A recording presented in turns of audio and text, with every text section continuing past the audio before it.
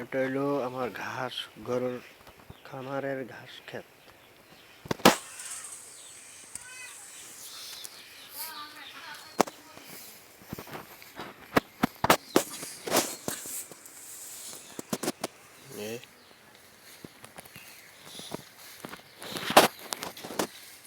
এটাকে নিবিয়া ঘাস বলা হয়। আমি অবশ্যই সরকারি ইয়েতে প্রশিক্ষণ নিয়েছিলাম। গরুরে কীভাবে কি ঘাস খাওয়াইতে হইব, গরুর কীভাবে ট্রিটমেন্ট করতে হইব,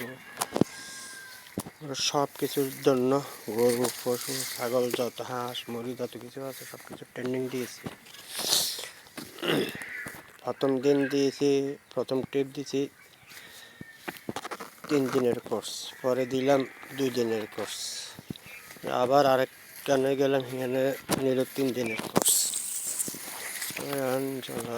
যে বেতন হিসাবে কী করা যায় দেখছেন, ঘাস খাতের নমুনা।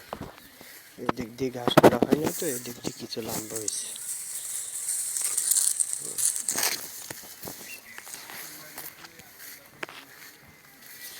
এদিক দিয়ে ঘাসে ধরা খাইতেছি।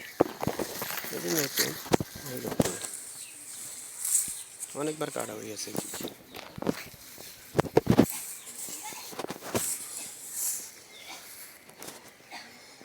দিয়ে সবজি বিভিন্ন আইটেম, চিনাল যে আকর মাছ, সব দিকে ঘাস।